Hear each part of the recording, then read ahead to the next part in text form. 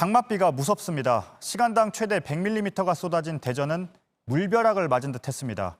산사태로 집안에 흙더미가 밀려들어왔고 도로와 집이 잠겼습니다.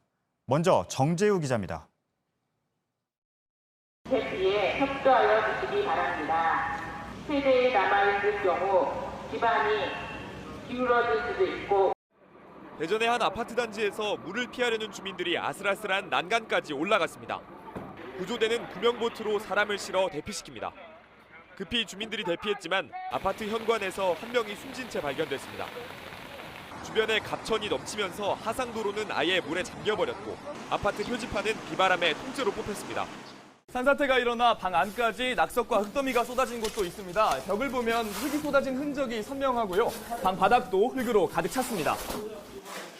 흙이 물을 먹으면서 와르르 그냥 순식간에 내려온 거죠. 돌이 집안으로 부딪혀가지고 창문이 넘어지면서 우리가 그때 넘어지는 순간 직전에 바로 빠져나왔죠. 골프 연습장에서는 주민 한 명이 감전사고로 다치기도 했습니다. 대전에는 오늘 새벽부터 천둥과 번개를 동반한 시간당 최대 100mm 넘게 비가 내려 곳곳이 침수 피해를 입었습니다. 아직까지 시내 일부 하상도로와 지하차도의 출입이 통제된 상태입니다. JTBC 정재우입니다. 그럼 바로 피해 현장으로 가보겠습니다. 큰 피해가 있는 대전 정림동의 한 아파트에 윤디열 기자가 나가 있습니다. 윤 기자, 지금 아파트 안에 있는 것 같은데요. 거기까지 물이 들어온 겁니까? 네, 저는 지금 호우 피해를 입은 아파트 집 안에 들어와 있습니다. 보시면 온통 진흙 바닥입니다. 안방을 한번 보시면요. 이렇게 주무시다가 이불만 대충 치우고 급하게 탈출을 한 흔적이 그대로 남아 있습니다. 바닥에는 온통 물건들이 어질러져 있는데요. 이 물건의 원래 자리가 어딘지 알 수 없을 정도로 둥둥 떠다니다가 여기저기로 흩어진 겁니다. 집 밖으로 한번 나가 보겠습니다. 이 물이 찬 곳이 1층이라도 계단을 통해서 올라와야 하기 때문에 꽤나 높은 곳에 있습니다. 보시면 물이 찬 흔적이 그대로 남아있는데요. 제 키만큼 물이 차 올랐습니다. 아파트 현관 앞에는 승용차 한 대가 아무렇게나 놓여져 있는데 원래는 20m가량 떨어진 곳에 주차되어 있던 차가 물이 차 올라서 이곳까지 떠내려온 겁니다. 네, 상황이 정말 심각했던 것 같은데요. 지금 주민들은 어떤 상황입니까? 네, 아파트 지하실은 아직까지 물이 가득 차 있고 앞마당도 물은 빠졌지만 온통 진흙 바닥입니다. 지금 아파트에는 전기도 들어오지 않고 있습니다. 또 집 안도 엉망이라 들어갈 수 없기 때문에 이재민이 된 주민 42명은 인근에 있는 체육관과 복지관에서 임시 생활을 하기로 했습니다. 네, 지금은 비가 내린 이후고요. 비가 내렸을 당시의 상황도 취재가 됐습니까? 네, 물이 차오를 당시의 CCTV를 한번 보시겠습니다. 새벽 5시 20분부터 물이 차오르기 시작하더니 10분 만에 승용차 앞부분이 모두 물에 잠겼습니다.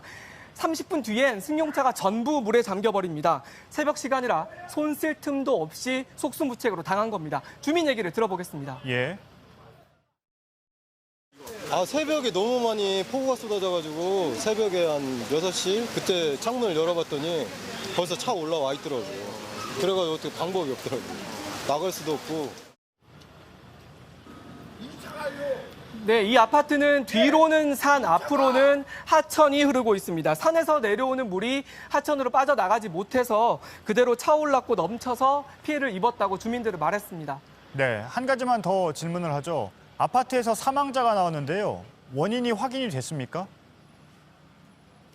네, 오전 9시 아파트 1층 현관에서 50대 남성이 심정지 상태로 발견됐습니다. 경찰은 일단 익사는 아닌 것으로 보고 있습니다. 발견 당시 숨진 지 6시간 이상 지난 것으로 추정되기 때문인데요. 부검으로 정확한 원인을 찾기로 했습니다. 이 아파트는 얼마 전 귀국해서 자가격리 중이었던 한 남성이 있었는데요. 인근 수련원으로 옮겨져서 자가격리를 계속 이어가기로 했습니다. 네, 잘 들었습니다. 윤디열 기자였습니다. 전북에서는 도심 한복판이 폭삭 주저앉았습니다. 사흘째 장대비가 쏟아지다 보니 집안이 약해진 겁니다. 충북도 여기저기서 길이 끊겨 사람들이 고립됐습니다.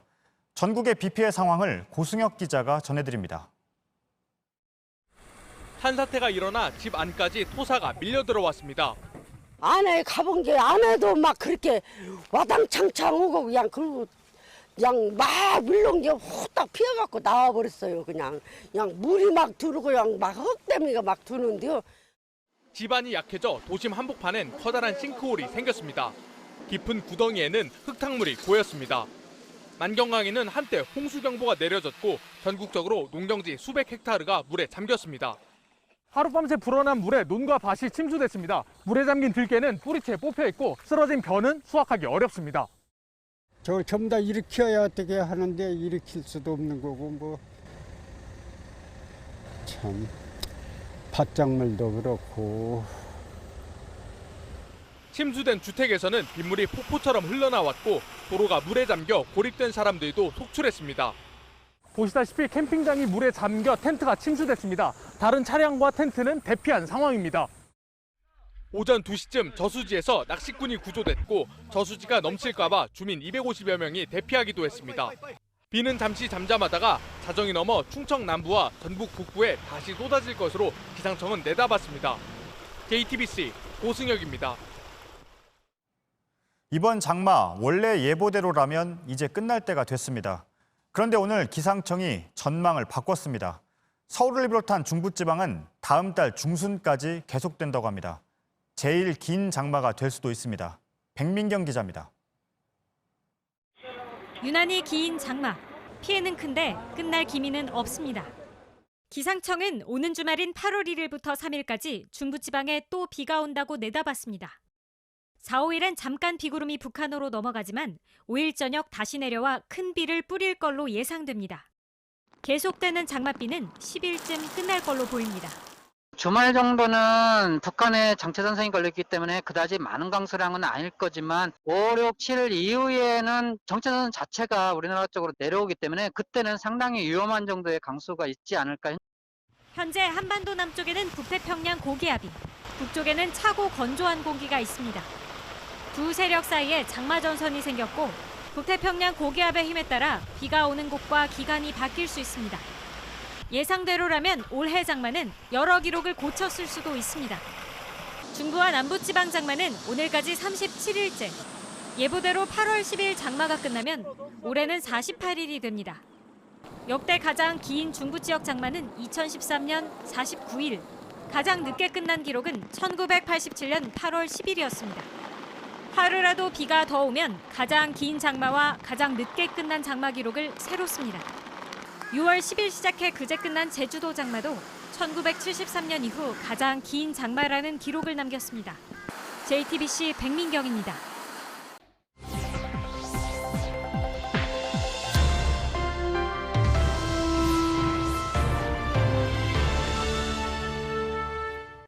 네, 날씨 박사 시간입니다. 김세현 기상전문기자와 함께하겠습니다. 김세현 기자, 앞서 백민경 기자 리포트에서 나온 것처럼 장맛비가 이제 계속 더 온다는 거잖아요. 그러면 오늘 같은 물난리가 계속 날 수 있다는 거죠? 네, 장맛비 피해가 심각한데요. 영상으로 확인해 보겠습니다.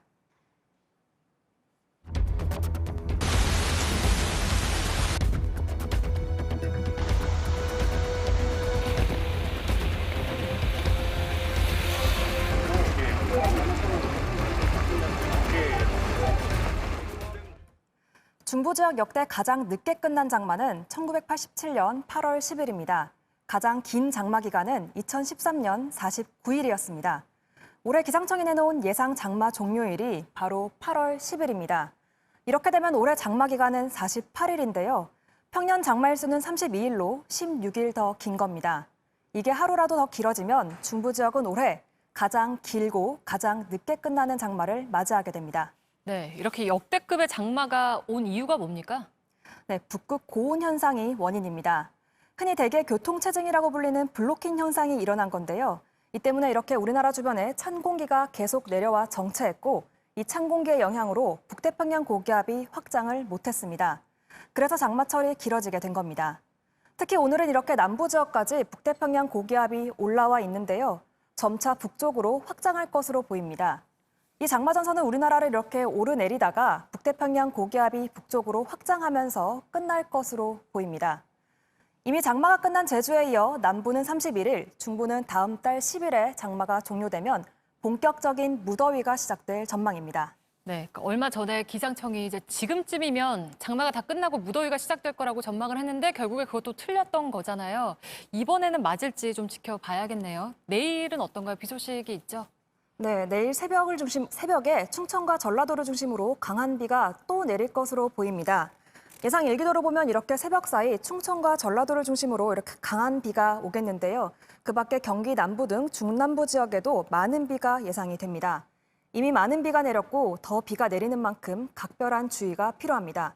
내일 오후엔 기온이 크게 오르는데요. 때문에 대기 불안정으로 내륙 곳곳에 이렇게 천둥, 번개를 동반한 소나기도 내리겠습니다. 남부 지역은 오후에 폭염특보도 내려진 상태입니다. 폭염이 이어지고 있는 제주도는 33도, 대구는 34도까지 오르겠습니다. 네, 잘 들었습니다. 김세현 기상전문기자였습니다.